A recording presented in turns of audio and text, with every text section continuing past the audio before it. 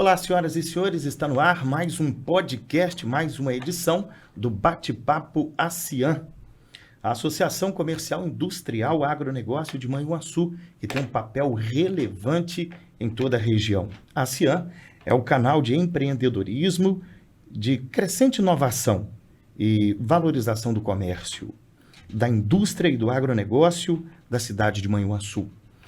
No programa de hoje nós temos um convidado especial para conhecermos um pouco mais sobre a sua pasta. E quem está comigo, o convidado de hoje, é Maurélio Carlos Júnior. Tudo bem, Maurélio? Olá. Olá, Edgar. Olá, Fernando. Estamos aí, vamos lá. Mais um bate-papo para conhecermos um pouco aí da inovação, de pastas, e é fundamental, né, Maurélio? Conhecer um pouco da vida também, né? O Fernando tem umas histórias interessantes aí para contar que tem muito a ver com Manhuaçu, né, Ed? Exatamente. Nós vamos então cumprimentar o convidado de hoje, o ilustre Fernando Abreu. Ele é diretor de projetos da Secretaria de Estado de Desenvolvimento Econômico. Projetos que sempre mudam a realidade do nosso estado. Olá, Fernando, seja bem-vindo ao bate-papo aqui na ASEAN, nosso podcast. Olá, Maurélio, olá, Edvi, como vão? É um prazer estar aqui com vocês, conversando um pouquinho sobre o nosso trabalho e sobre falar um pouco de Manhuaçu, cidade onde eu passei muito da minha adolescência. Fernando, para quem não sabe, você tem uma ligação muito forte com a nossa região, né? Inclusive a família, né, Fernando? Sim, meu pai foi subcomandante no 11º Batalhão aí durante muitos anos. Ah, bacana. Seja bem-vindo. Quer dizer, um bate-papo muito especial de hoje, né, Maurélio? Esse bate-papo é especial, que para a gente sempre é um prazer, né? Estamos conversando com pessoas de áreas técnicas que trabalham com desenvolvimento regional, que trabalham muito com associativismo. E o Fernando em especial, né, por ser uma pessoa que tem parte das suas origens, né? Seu pai trabalhou aqui em Manhuaçu como subcomandante, conhece a cidade, e é um papo bem agradável conhecer pessoas e saber que tem pessoas de Manhuaçu, ou que já tiveram assim, né, esse estreitamento com essa cidade, ocupando cargos importantes aí em Minas Gerais e no Brasil. Esse é o objetivo do podcast aqui da ASEAN nessa edição. Então, Fernando Abreu, conta um pouquinho aí, né, das atividades, das ações que a sua pasta ela executa aí no estado de Minas Gerais. Bom, a princípio vamos conversar sobre não ser uma pasta apenas. Toda a secretaria está integrada em grande esforço, então todos nós trabalhamos em prol do desenvolvimento econômico aqui do estado. E de várias formas. Entendemos todos que o desenvolvimento começa nos municípios. A economia começa nos municípios. São as pessoas que lá trabalham que produzem e geram riqueza. Cabe ao Estado apoiar e facilitar essa geração de riquezas. Então, o esforço de todo o governo hoje tem sido em criar em Minas um campo aberto para o empreendimento, para a vinda de investimentos e para o desenvolvimento econômico em cada município. Para tanto, trabalhamos com vários projetos e programas, entre eles Minas Vive para Crescer, que é a Lei Estadual de Liberdade Econômica, com o Programa de Arranjos Produtivos Locais, que favorece o associativismo e traz produtos e oportunidades para arranjos que, através de sua representatividade, podem conversar com o governo e outras entidades, buscando melhores compras, melhores negócios, melhores oportunidades.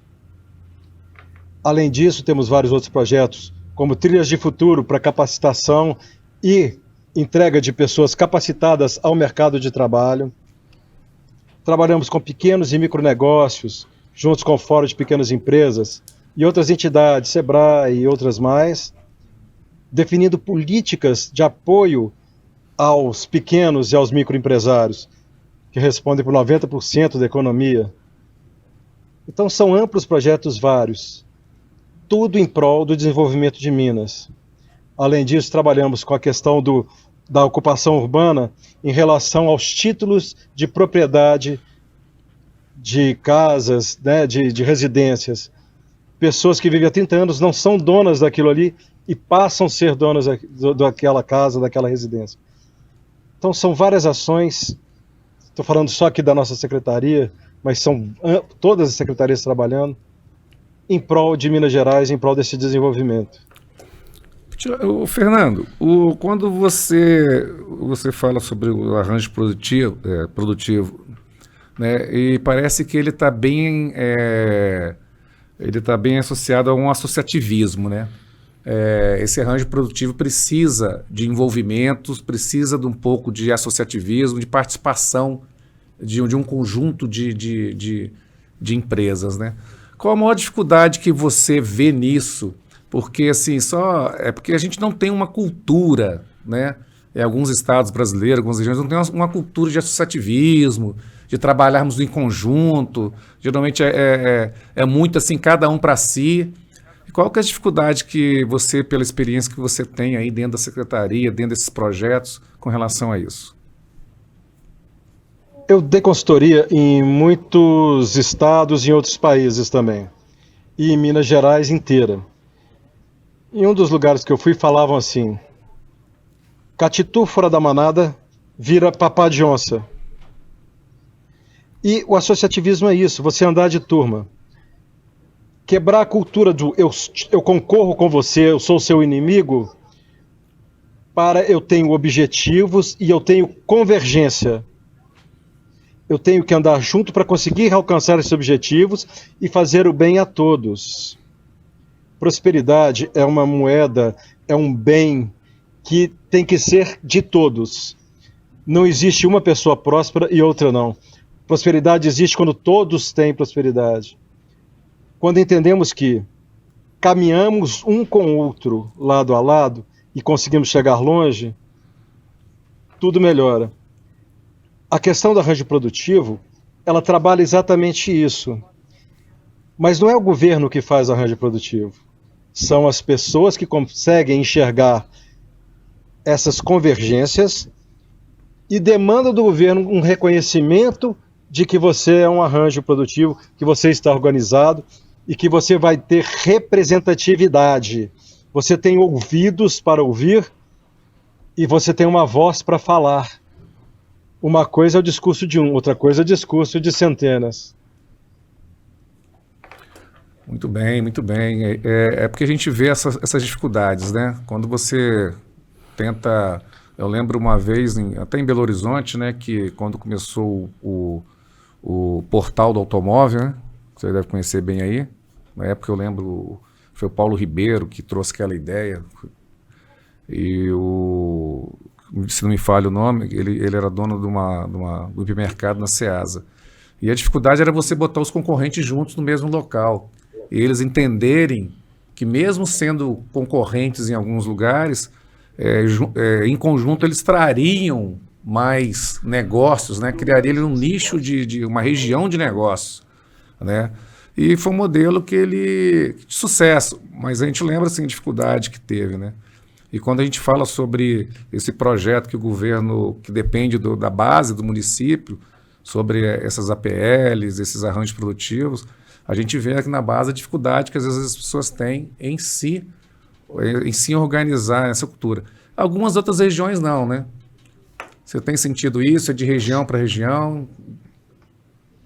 Olha, no Sul você tem mais facilidade em termos de construir um arranjo produtivo pelo próprio perfil das pessoas que desenvolveram isso. No Norte nós temos outro cenário, no Mucuri temos outro. Então varia muito.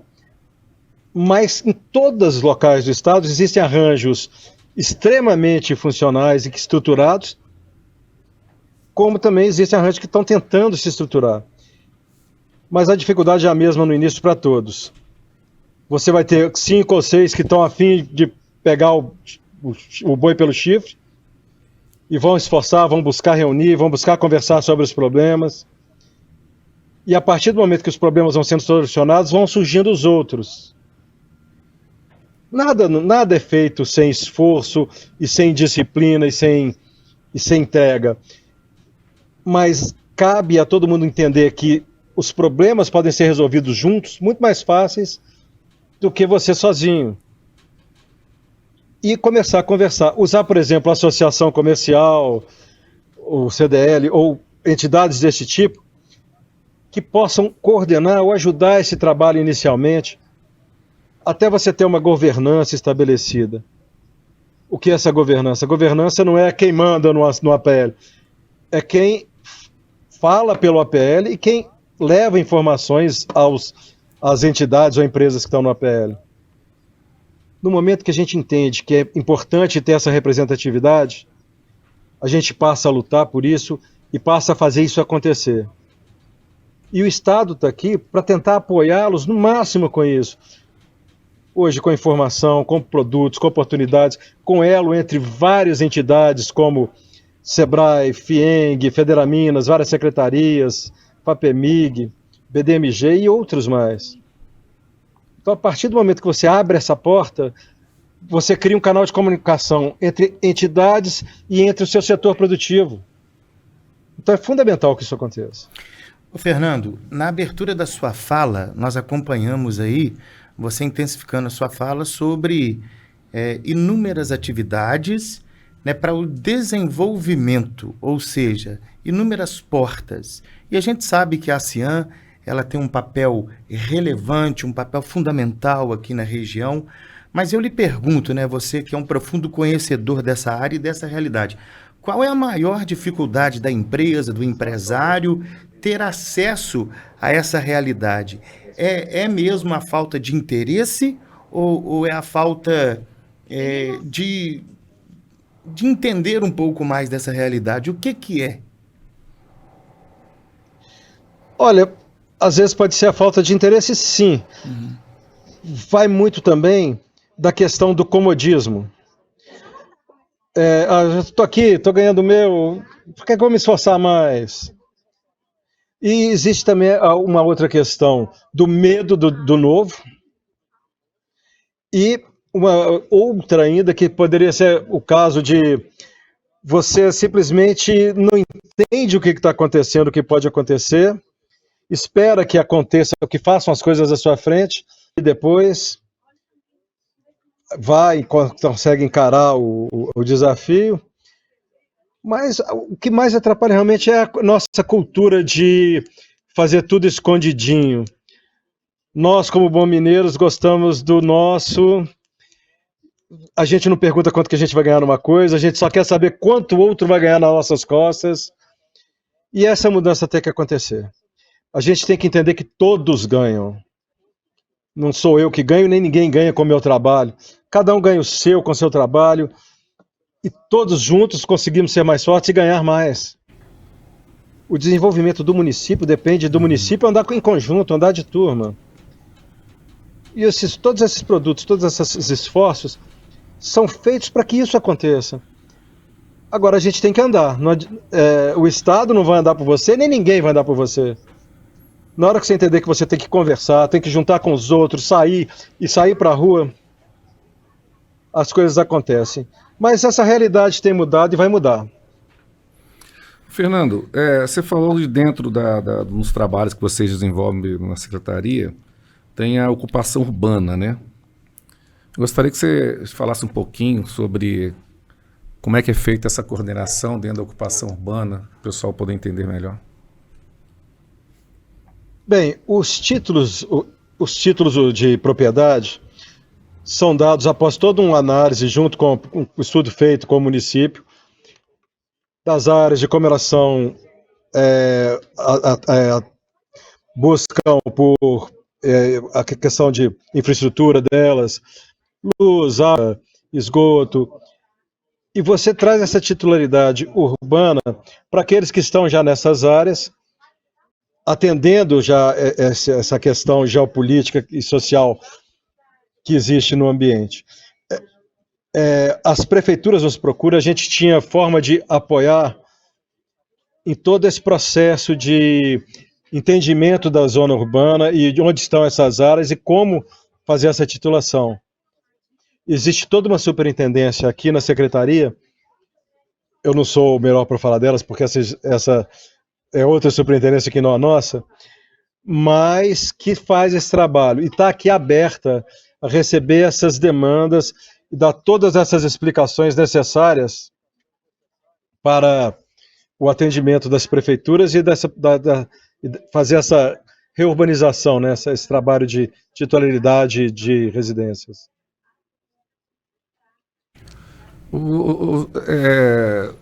Você falou que seu pai, né? Mudando aqui, né?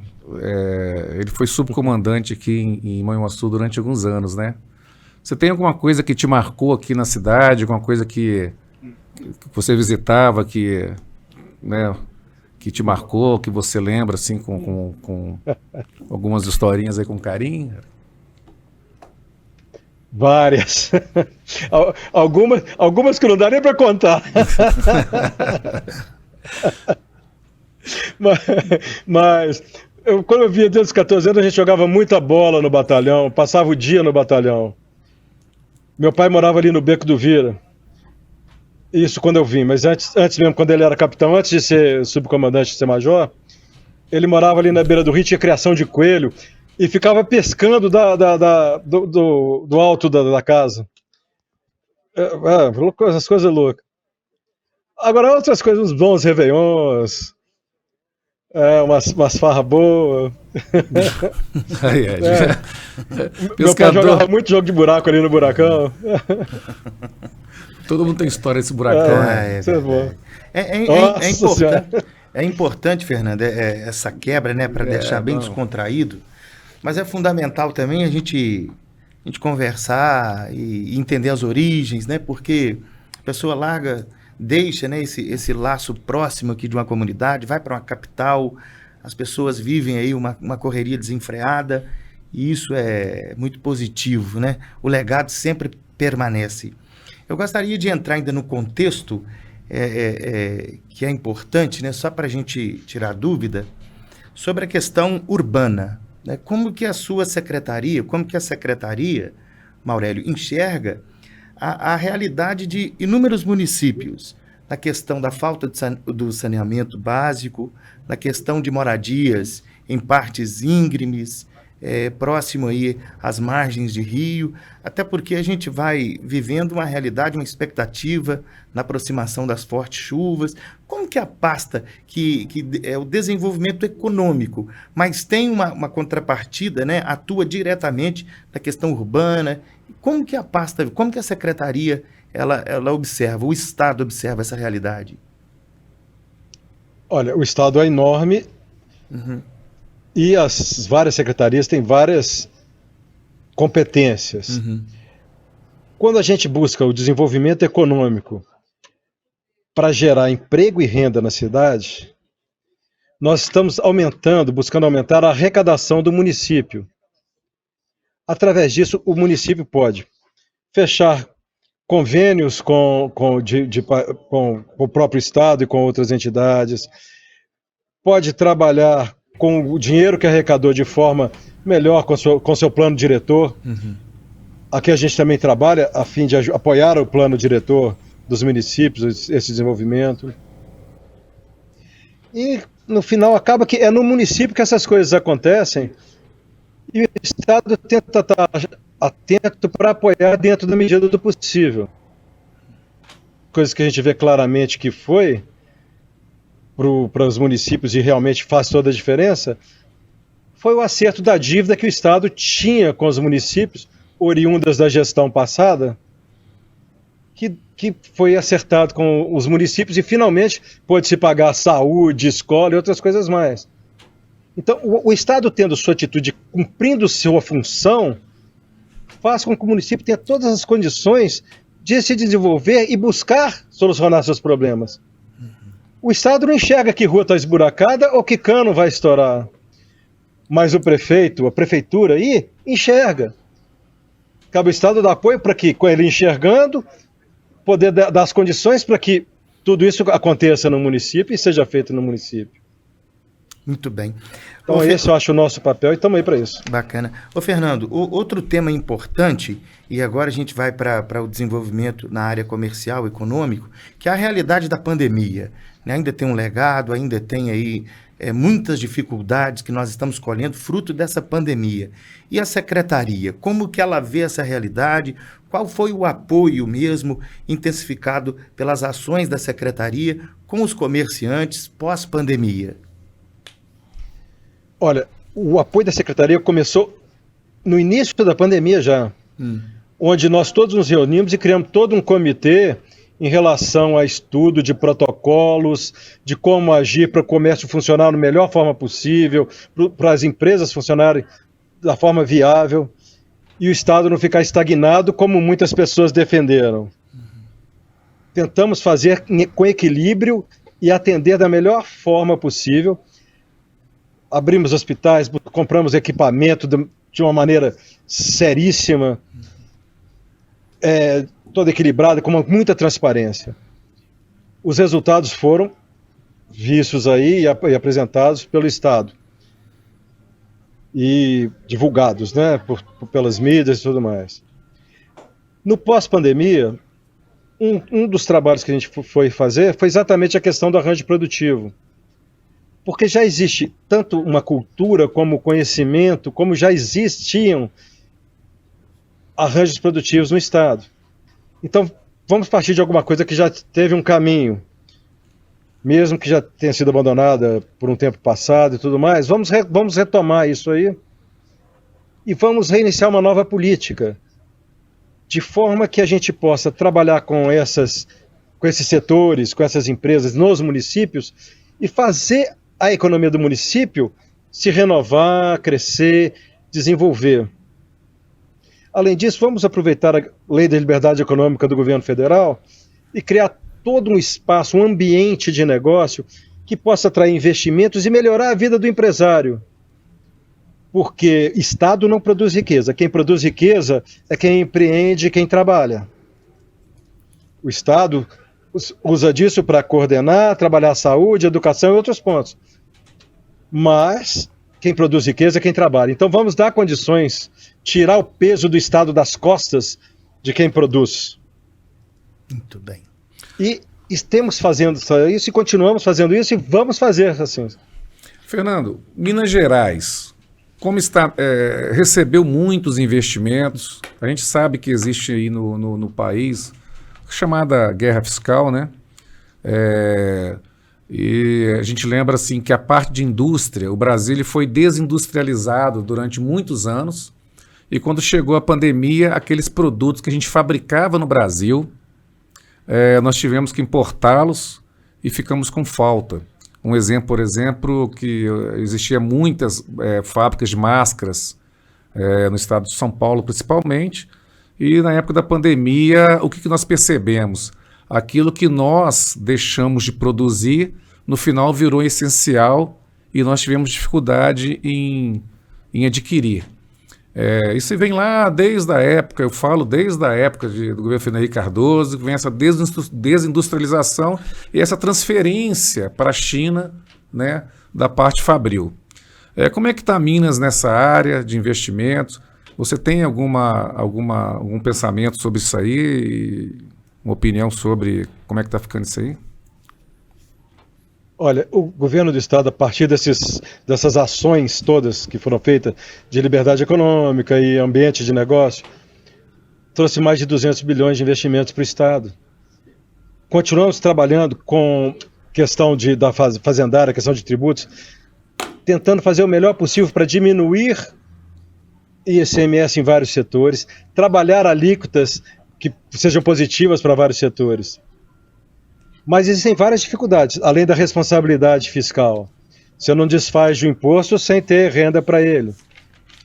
Entendemos sim que um imposto menor, existe uma produtividade maior, uma venda maior e resultados maiores em arrecadação. Ao contrário de saber que um Estado imenso que só arrecada, só vai gerar pobreza no final das contas. E esse esforço tem tido resultado. Os APLs são um canal para a gente, inclusive, buscar demandas disso e discutir sobre como formalizar empresas, como diminuir a questão de um caixa 2 ou de desvios e como gerar alíquotas que sejam viáveis para os negócios se desenvolverem. Então esse tem sido o esforço do Estado. Agora, não acontece de um dia para o outro, existem várias medidas e vários estudos, cada setor é um setor, cada realidade é uma realidade, mas a gente tem feito o dever de casa para que isso aconteça, e vem acontecendo paulatinamente. Ô Fernando, a realidade do empreendedor da zona rural em Minas Gerais, nós sabemos que nós temos aqui terras produtivas, nós temos aí empreendedores, produtor que de fato busca o conhecimento, empenhado na produção, sobretudo do agronegócio, e a secretaria que desenvolve projetos nesse âmbito, o que tem de novidade para os próximos anos? Bom, quando falamos do agro, não só falamos do desenvolvimento econômico, mas principalmente da SEAPA, Secretaria, né, específica que tem competência para trabalhar com agro, e da Emater. O que nós estamos tentando fazer aqui sempre é facilitar normativas, facilitar legislações, de forma a permitir a produção de uma maneira equilibrada, uma maneira sustentável e que traga resultados. O programa Minas Livre para Crescer já derrubou mais de 600 normativas e loucas, diversificadas, que não tinham sentido, que uma não falava com a outra, de forma a fazer com que o agricultor, o agricultor, quem produz no campo, quem gera produtos como queijo e outros mais, pudessem conseguir desenvolver a economia no local sem tanto entrave, sem tanto problema. Isso não quer dizer falta de responsabilidade. Também temos um trabalho aqui com cooperativas e com os pequenos produtores, com a agricultura familiar, onde nós tentamos fazer um encadeamento produtivo entre supermercados da região, esses pequenos produtores, para conhecer esses produtos, comprar esses produtos e, já com essa promessa de compra, gerar a qualificação desses pequenos produtores. Se eu sei para quem eu vou vender, se eu tenho para quem vender, eu posso me capacitar para vender de acordo com as necessidades dele. Exatamente. E isso tem sido feito no estado inteiro. Fernando, uma coisa que sempre me incomodou muito, eu falava assim, poxa, por que a Alemanha ela não tem um pé de café e é um dos maiores exportadores de produtos acabados, vamos chamar assim, né? De produtos acabados do mundo. E a gente vê assim, poxa, você tem uma região, que a gente vê a nossa região está se transformando, já temos marcas de cafés especiais, então devagarinho ela vem se transformando, vem agregando valor ao seu produto. E a Itália é uma das marcas mais famosas de maquinário de café expresso do mundo. São várias marcas italianas, né? E também não produzem um café. Eu acho que ela pensa, por que a região, vamos falar, a região do café, não fosse trabalhado para que essa cadeia produtiva ela pegasse como um todo, né? Então, as regiões, por exemplo, do queijo, do gado, que já produz o queijo, já produz o trancinha. Então, assim, a gente via isso antigamente, né, uns anos atrás, isso em São Paulo era muito comum. Você vê regiões e ela usava a sua capacidade ali natural, né, cultural, e desenvolvia ali uma cadeia produtiva completa. Qual a dificuldade que a gente tem com relação a isso? Como é que você vê isso aí no Brasil? O Ibidas, né? Olha, são várias causas que geraram essa dificuldade.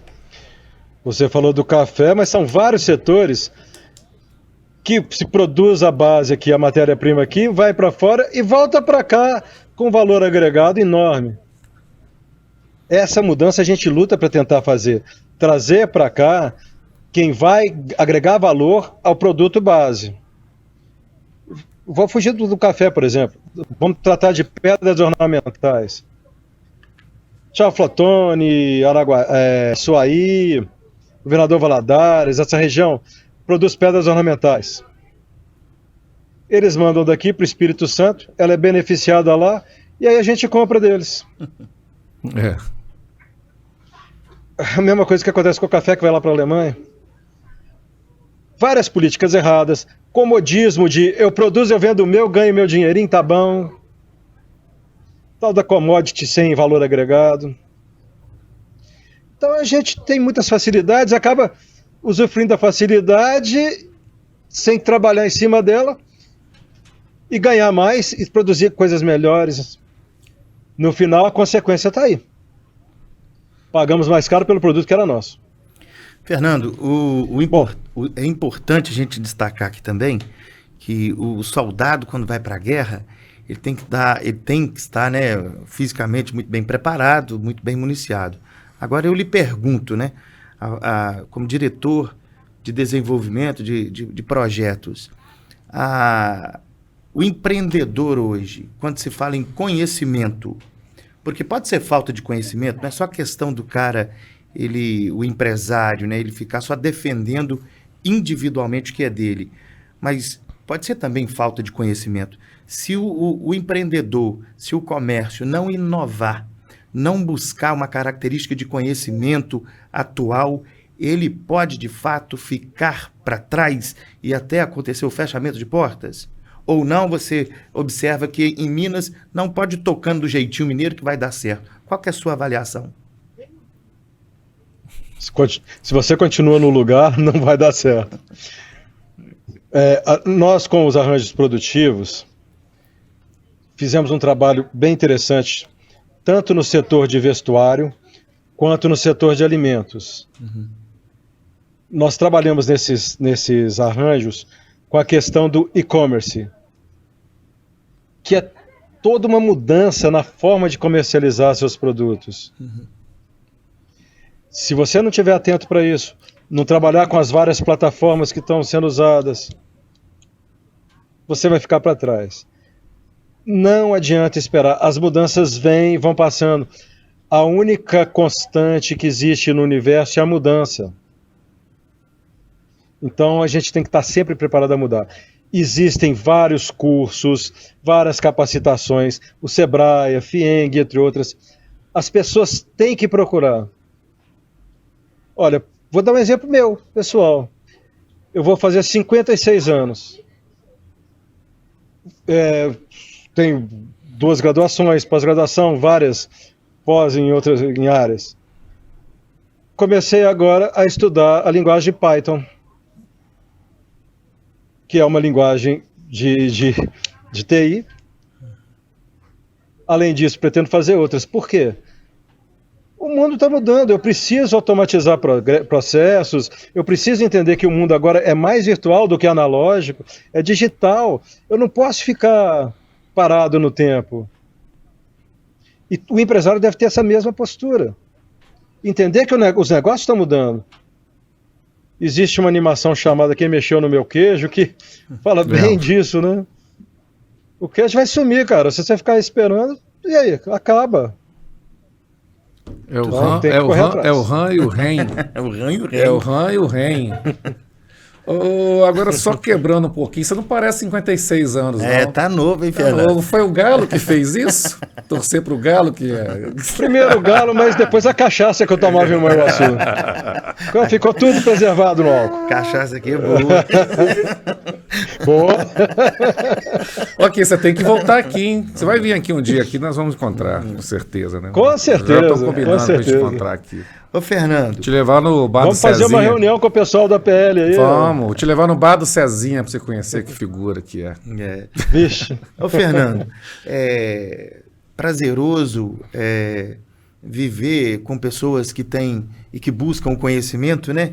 Você não só detém do conhecimento, como acabaram de ser testemunha de que a gente não para de buscar o conhecimento. Eu acredito que, e tenho certeza, né? Eu acredito e manifesto essa certeza de que nós, cidadãos, a gente precisa realmente de conviver com pessoas que têm a capacidade de influenciar, de provocar nas pessoas o desejo de crescimento, né? E a Secretaria de Desenvolvimento, ela está aí para isso. Você fez uma explanação muito clara, muito muito limpa da realidade. E eu só quero agradecer, tenho absoluta certeza que nós aprendemos um pouco mais e quem acompanha o podcast também aprendeu um pouco mais. E tem mais alguma pergunta para a gente para as considerações? Não, o Fernando só gostaria que se ele dissesse uma coisa que todo mundo acha, né? Nós estamos vivendo uma época meio estranha, em que as pessoas acham assim, que a pessoa chega aonde chegou, né? A gente... Fruto de indicação? Não, chega onde chegou à toa, né? Ah, poxa, só vê os grandes empresários e não vê como é difícil a caminhada, né? Então, assim, a gente vê que o Fernando participou né, ele participou aí de vários cursos, fez várias pós-graduações, ele se preparou. Então, eu queria perguntar para ele assim, o que você diz para os mais jovens que estão começando, e a gente vê uma dificuldade hoje, sabe, Fernando? Uma grande dificuldade em formar pessoas. As pessoas não estão... parte da moçada não está tendo tantos interesses, né? Então, eu não sei se as coisas estão mais fáceis. Então, eu gostaria que você desse um alô para essa turma aí dos mais jovens e o que pela sua formação, você desse aí um alô para essa turma aí, né? Dá um puxão de orelha aí, vamos ver. Responsabilidade, hein? Aprendam a se frustrar. Porque quando você se frustra, você levanta e caminha com passos mais firmes. Descobre que precisa fazer novas coisas, novas formas. Menos mimimi e mais trabalho, mais esforço. Só assim que você vai para frente. Se te derrubarem, levanta, vai embora. Se te disserem não, vai buscar o sim em outro lugar. Vai buscar, não fica esperando que vai vir até você, não. Você tem que ser um pouco analógico e deixar de pensar que é videogame. Quando você erra, começa de novo. Não, quando você erra, você parte para outra. E aqui não tem muitas vidas, não, meu amigo. É uma só. Então, caminha pensando sempre no futuro, mas no momento presente. Enxerga quem está do seu lado. Enxerga onde você quer chegar. E toda vez que cair, levanta. Maravilha. Não fica chorando no chão, não. Chora 2 minutos, mas levanta. Muito bem. Maravilha. Forte, né? A mensagem educativa dele, né? Vai o racha, arrebenta a tampa da caixa, né? Fernando, eu, assim, pessoalmente gostaria de te agradecer muito. Nós estivemos juntos em outra oportunidade e a gente está começando a desenvolver esse podcast empresarial. Estamos aí nessa busca aí de melhorar isso, porque a gente acredita que é um canal de informação, é um canal de conhecimento e que a gente possa somar com a nossa região, trazendo pessoas aproximando essas pessoas, né? Você está aí agora aí em Belo Horizonte, nós estamos aqui e podemos conversar e transmitir essas mensagens para as pessoas mais jovens, ou para as pessoas da nossa região que precisam e que buscam um pouco mais de conhecimento. Muito obrigado, queria te agradecer muito mais uma vez pela participação, por estarmos juntos e ainda nós temos muito caminhos para trilharmos juntos aí. Ô Fernando, antes das suas considerações finais, quero agradecer, faço das palavras do Maurélio as minhas, mas ele não gosta muito que fala não, mas eu faço questão. Eu vou tomar liberdade. Quando se fala em inovação, ele gosta, ele é um empresário que desafia os limites dos próprios passos. Tanto é que você está trabalhando aí na secretaria, a gente percebe a movimentação dos colegas. Então, assim, muito obrigado, cara, em nome da ASEAN, Manhuaçu, a gentileza, a generosidade de deixar um pouco das suas atividades para nos servir, e servir de forma generosa e conhecedora. A gente precisa de beber dessa água do conhecimento, porque ninguém é o dono da verdade, é o dono da razão, mas a gente precisa efetivamente agregar com as pessoas, buscar o conhecimento, e você fez isso brilhantemente, de forma simples. Até nos provocou a deixar esse estabelecimento e tomar uma pinga. O que não tem absolutamente nada a ver, né? Então, muito obrigado, cara. E boa sorte para você. E foi um prazer lhe conhecer, tá? Quando vier aqui, eu, Edvin, quero lhe conhecer pessoalmente. Você é um cara diferenciado. Meninos, eu que agradeço a oportunidade. Meninos. É sempre bom falar do que nós estamos fazendo. Não é? Somos todos crianças para sempre, se Deus quiser. Com certeza. Eles falam que eu tenho síndrome de Peter Pan, diz minha mulher, né? Não é? Minha mulher fala que eu tenho Enquanto a gente Peter Pan. sempre tiver com esse espírito de criança, É verdade. A vida de vai- descobrir as coisas novas, de se animar, de rir das coisas simples, É. a gente não envelhece. As considerações finais. Hein? Olha, eu quero agradecer. Nós aqui estamos abertos a sermos demandados, a apoiar dentro de tudo que a gente pode fazer. Né? O Estado funciona por demanda, o Estado não descobre nada. Quando chega a demanda, a gente tenta trabalhar em cima dela. E sempre estamos muito agradecidos da oportunidade de podermos falar do que a gente faz, porque entendemos que a informação realmente é a melhor moeda. Quanto mais ela circular, mais a gente vai conseguir sucesso. E o sucesso tem que ser para todos. A prosperidade tem que ser para todos. Muito obrigado mesmo. Abração. Fique com Deus, Ed. Valeu, fica com Deus. Bom, a gente termina por aqui mais uma edição do podcast Bate-Papo com a Cian.